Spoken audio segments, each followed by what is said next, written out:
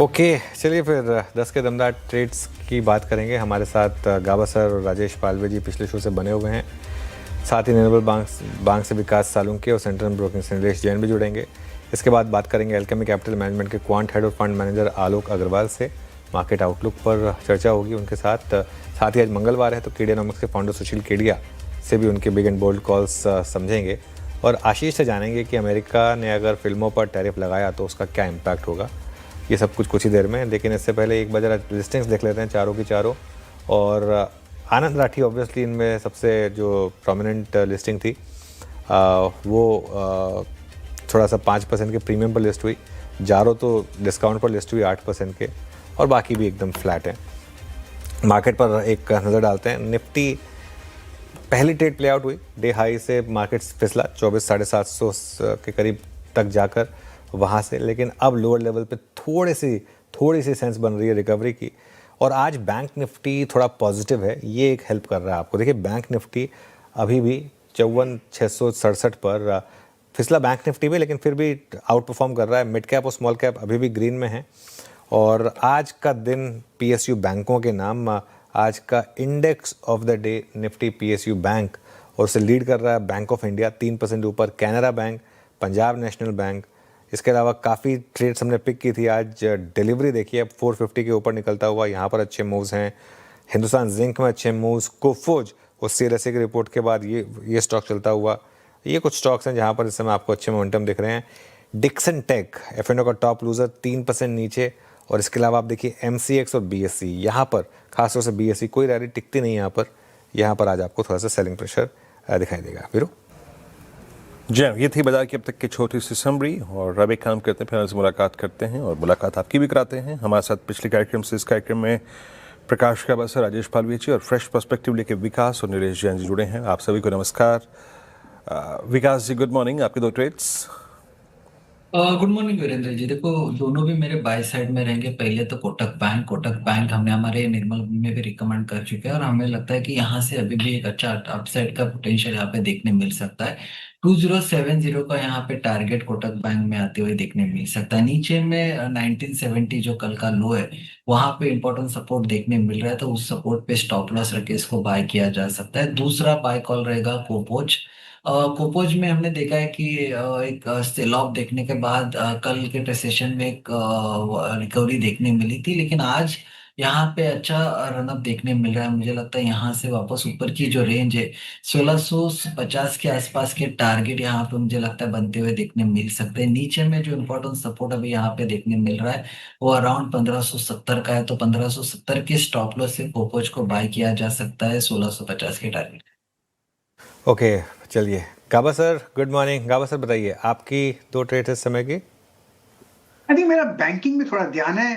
Stock Canara bank 124 के under काम कर रहा है। स्टॉप होगा करीब 122 ₹2 का। आई थिंक मेरे ख्याल से इसका टारगेट 130 देना चाहिए, क्योंकि इसका स्पिल ओवर ट्रेड बन सकता है एक दो दिन के लिए, लेकिन एक फ्रेश सिग्नल मिला हुआ है कैनरा बैंक में। दूसरा स्टॉक मुझे पता सकता है लग रहा है वो है Hero Motors. Slow creeping up में ट्रेड कर रहा है 5390 के आसपास। स्टॉप होगा 5350।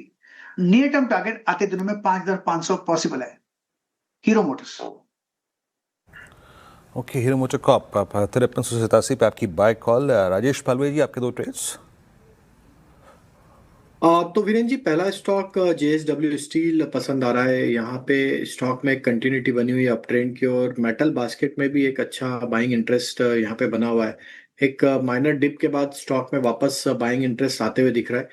हमें लगता है जेएसडब्ल्यू स्टील के फ्यूचर बाय किए जा सकते हैं। अक्टूबर सीरीज के अपसाइड के टारगेट 1165 1170 की तरफ आते हुए दिख सकते हैं। On the down side stop loss रखना होगा करीब 1130 के आसपास। और जो दूसरा स्टॉक पसंद आ रहा है वो है भेल का। ये स्टॉक में भी अगर वीकली चार्ट देखें तो ये लास्ट 3 वीक से एक अच्छा बाइंग इंटरेस्ट यहाँ पे डिस्प्ले करते हुए दिख रहा है, और हमें लगता है towards the end of series ये स्टॉक एक अच्छे ब्रेकआउट की तैयारी करते हुए दिख रहा है। यहाँ पे हम प्रोजेक्ट कर रहे हैं टारगेट अक्टूबर सीरीज के फ्यूचर में 246 की तरफ। डाउन साइड में स्टॉप लॉस रखना होगा करीब 235 के आसपास। ओके, बीएचएल 237 पे आपका एक long call.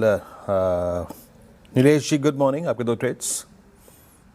Good morning Virendra ji, good morning सभी को। देखिए, खरीदारी पर ही फोकस करके चल रहे हैं। तो सबसे पहले जो स्टॉक रडार पर आया है वो है बैंकिंग स्पेस में से स्पेसिफिकली पीएसयू बैंक्स, जहां पर हमें काफी अच्छा मोमेंटम देखने को मिल रहा है। तो यहाँ पर स्टेट बैंक ऑफ इंडिया इस पर्टिकुलर स्टॉक में खरीदारी करने की सलाह होगी। काफी अच्छा सेटअप है यहाँ पर। एक ग्रेजुअल अपमूव हम यहाँ पर एक्सपेक्ट करके चल रहे हैं। इमीडिएट टारगेट 885 का, उसके बाद यहाँ पर 895 तक की भी अपसाइड हमें देखने को मिल सकती है।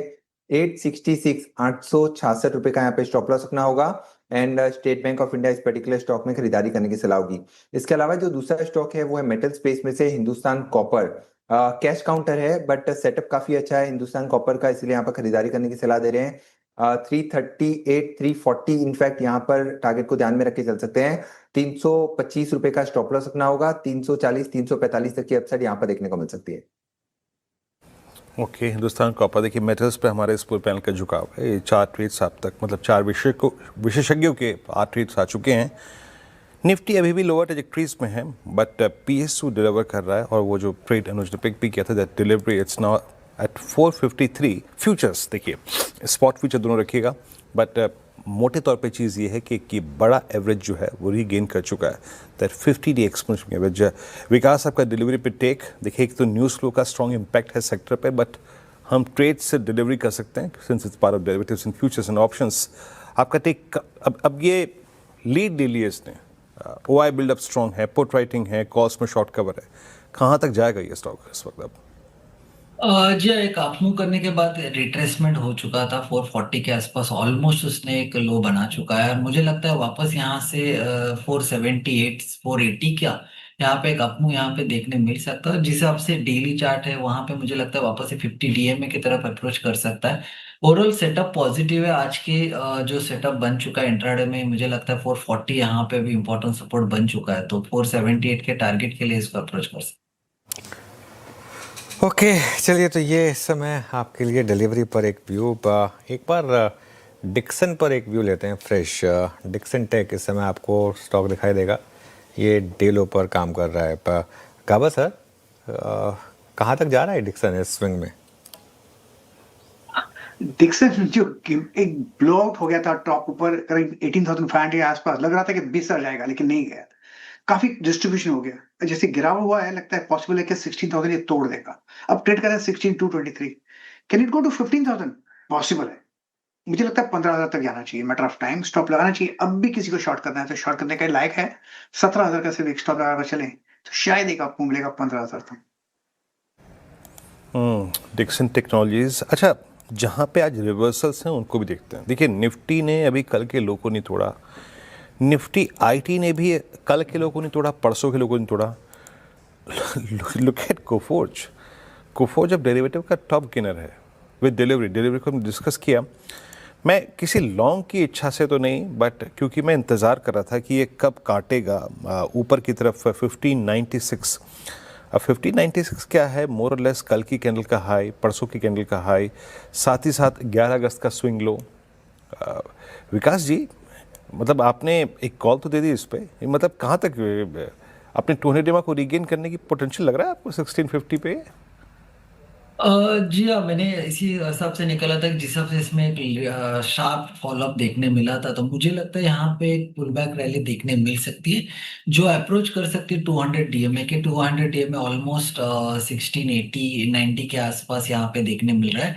मुझे लगता है यहाँ से एक अच्छा अपमूव देखने मिल सकता है, तो कोपोच यहाँ पे बाय कॉल मुझे लगता है 1570 का इंपॉर्टेंट जो सपोर्ट बन चुका है, उस स्टॉप लॉस से इसमें बाइंग पोजिशन बनाई जा सकती है। कोफोर्ज 1602 पे अपने रिवर्सल को थोड़ा सा और स्ट्रॉन्ग करता हुआ, तो अब तो मान के चलिए कि जो विकास का लॉजिक है वो ये है कि रिवर्सल खेलेंगे। ओवरसोल्ड स्टॉक है, बहुत बिका था, इंडिकेटर्स ओवरसोल्ड थे, तो एक पुल बैक टुवर्ड्स 1650 जहाँ पे इसका करीब करीब आप समझिए कि 200 डे एक्सपोनेंशियल एवरेज लाइन है, वहाँ तक जा सकता है। और स्क्रीन पे जो चीज़ अच्छा कर रही है, देखिए सारे के सारे बैंक सब अलाइंड हो गए डी हाई पर। BHL 236.40 above all wing averages, और ICICI प्रू यहाँ पर भी एक रिवर्सल है। और मैंने वो स्टॉक पिक किया था मैक्स फाइनेंशियल्स 1577 पे ट्रेड करता हुआ, लेकिन पूरी जो आज कैपिटल मार्केट थीम है वो कोलैप्स होती हुई FMCG कोलैप्स हो रहा है। राजेश पालवे जी, एक पॉसिबली आपसे लास्ट मत चाहूँगा मैं। FMCG में कल HUL के टेक के बाद कोलैप्स था, लुक एट इंडेक्स 0.35% नीचे ट्रेड करता हुआ। वरुण बेवरेजेस इस बास्केट का सबसे पिटा हुआ स्टॉक था। अब यहाँ पे 3 मंथ लो नहीं, 3 मंथ नहीं, इनफैक्ट 6 महीने का लो वायलेट हो रहा है राजेश जी। ये तोड़ रहा है अपना पूरा जून का स्विंग लो, कल परसों का स्विंग लो। इसमें आने वाले शॉर्टिंग अपॉर्चुनिटीज को आप कैसे देख रहे हैं? आपका ट्रेड व्यू क्या है वरुण बेवरेजेस पे इस वक्त? तो देखिए, एक काफी वीक स्टॉक रहा है इस बास्केट में। और अगर हम देखें स्टॉक का ओवरऑल स्ट्रक्चर, तो स्टॉक में series of lower top lower bottom formation यहाँ पे डेली चार्ट पे बनते हुए दिखे हैं, और स्टॉक सारे ही मूविंग एवरेजेस के नीचे फिसल चुका है। मंथली चार्ट पे भी अगर इसको एनालाइज करें तो अब ये फरवरी के स्विंग लो को निगोशिएट करते हुए देखने को मिल रहा है। हमें लगता है अगर यहाँ पे 430 का लेवल का ब्रेकडाउन होता है तो यहाँ पे फिर फर्दर और भी सेल ऑफ एक्सटेंड होते हुए दिख सकता है, एंड देन स्टॉक में हो सकता है 400 तक के भी लोअर लेवल बनते हुए दिखे।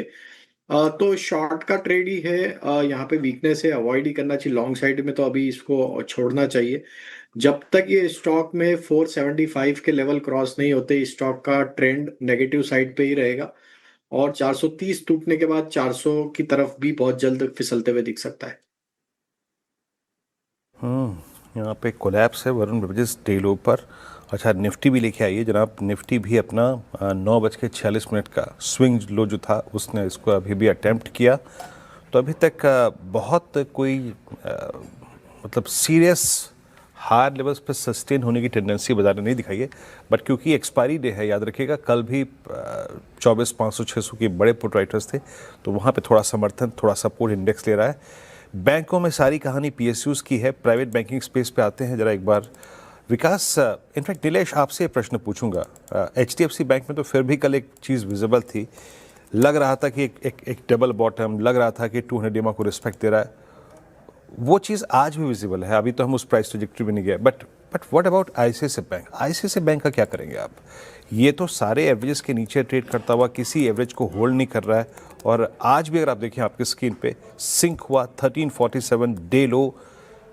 और मैं थोड़ा डेली पे नहीं, अब मैं इसको वीकली पे देख रहा हूँ। ये डे लो, अच्छा, ये मेरे ख्याल से ICICI बैंक पे बाद में कर लेंगे। चलते हैं अनुज के पास एक बार, और आज के बिग मार्केट वॉइसेस की कड़ी की तरफ चलते हैं। अनुज, ओवर टू यू। शुक्रिया वीरू। और अब हमारे साथ सुशील कीड़े जुड़े हैं, कीड़ेनोमिक्स के फाउंडर। उनसे समझते हैं कि अब उन्हें इस समय बाजार का थैंक यू सो मच आज हमारे साथ जुड़ने के लिए, और अगले मंगलवार फिर बात करेंगे आपसे। चलिए आगे बढ़ते हैं। और इस समय टैरिफ का हॉरर शो चल रहा है दुनिया भर में, जिसके डायरेक्टर हैं डोनाल्ड ट्रंप, और उनकी नई स्क्रिप्ट लिखने की तैयारी हो रही है। क्या तैयारी हो रही है, आशीष से समझते हैं। आशीष, गुड मॉर्निंग। Morning sir. देखिए, बहुत क्रिएटिव तरीके से हमारी टीम ने लिखा है, एक बार तो पढ़ना चाहिए, कि फटा पोस्टर और निकला टैरिफ। और जैसे कि बताया कि फिलहाल डोनाल्ड ट्रंप जो है विलन का रोल कर रहे हैं यहाँ पर। अब दरअसल अगर आप देखें तो काफ़ी सारी चीज़ों पर टैरिफ लगाने के बाद अब इनकी नज़रें पड़ी हैं मूवीज़ पर, खासतौर पर वो मूवीज़ जो US से बाहर बनी हुई है। और टैरिफ भी अगर आप देखें तो पूरा 100% लगाने की तैयारी में है। और मैं चौंक गया जब मैंने डेटा देखा कि US में जो इंडियन मूवीज़ हैं, मैं सिर्फ बॉलीवुड मूवीज़ की बात नहीं कर रहा हूँ, साउथ की जो मूवीज़ हैं इनमें अलग लेवल का क्रेज़ है, बहुत ज़्यादा पॉपुलर है। अगर आप देखें तो साल 2024 में तकरीबन 1400 से लेके 1500 करोड़ की जो कमाई है वो इंडियन मूवीज़ ने US में की है। बहुत ज़्यादा क्रेज़ है, सुपरस्टार्स का, एक्टर्स का, एक्ट्रेसेस का क्रेज़ वहाँ पर ज़बरदस्त देखने को मिलता है। अब खास बात ये कि जो कुल कलेक्शन होता है ओवरसीज़, इसमें US का जो कंट्रीब्यूशन आता है, ये अगर आप देखें तो ऑलमोस्ट 30 से लेके 40% आता है। ये बड़ी मूवीज़ के लिए मैं बता रहा हूँ, जो मल्टी स्टारर बड़े मूवीज़, बड़े बजट वाली मूवीज़ होती हैं, इनमें करीब करीब 30 से 40% का कंट्रीब्यूशन है। लेकिन तेलुगु मूवीज़, इनका क्रेज़ सबसे ज़्यादा है। खासतौर पर अगर आप देखें तो ऑलमोस्ट सेकेंड सबसे लार्जेस्ट मार्केट है, 25 से 30% का जो है कंट्रीब्यूशन यहाँ पर निकल कर आता है। और पिछले कुछ सालों की जो पॉपुलर मूवीज़ हैं, इनका कलेक्शन आप देखें कि US में किस प्रकार आपको देखने को मिला है। अब बाहुबली 2 रिलीज हुई थी, इंडिया में बहुत बढ़िया चली, लेकिन US में 200 करोड़ रुपए कमा गई। कल की 160 करोड़, पठान, ये शाहरुख खान की मूवी, 160 करोड़, RRR 130 करोड़, और पुष्पा 2 यहाँ पर भी देखें तो 130 करोड़ से ज़्यादा के कलेक्शन आपको देखने को मिले हैं। ऑलराइट, तो काफ़ी बड़े कलेक्शंस। और अब डोनाल्ड ट्रंप की नज़र है कि अगर आप बाहर फिल्में बनाकर इंडिया में पैसा US में पैसा बना रहे हैं तो आपको टैरिफ देना होगा। चलिए, शुक्रिया आशीष। इस शो को समेटेंगे। मार्केट इस समय फ्लैट है एकदम, लेकिन गैप अप फेल हो गया, ये बात क्लियर है। एक छोटे से विलम्ब के बाद श्रेया जुड़ेंगे आपके साथ, और इनफैक्ट आ चुके हैं श्रेया स्टूडियो में, और ट्रेडर्स हॉटलाइन की हम करेंगे शुरुआत। जुड़े रहिए CNBC आवाज़ के साथ।